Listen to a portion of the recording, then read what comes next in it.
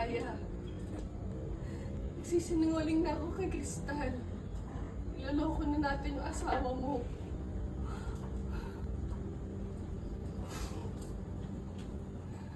Ang unang problema ay hayaan mo ko mga problema sa kanila. Saka hindi naman nila ako naiintindihan. Ikaw lang naman nakakaintindi sa akin. Pero taon niyo darating yung araw na aalis ka rin.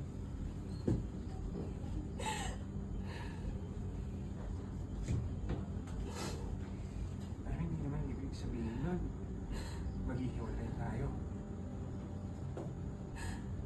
Kailangan kita.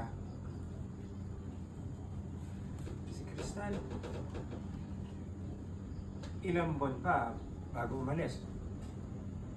Tapos ako,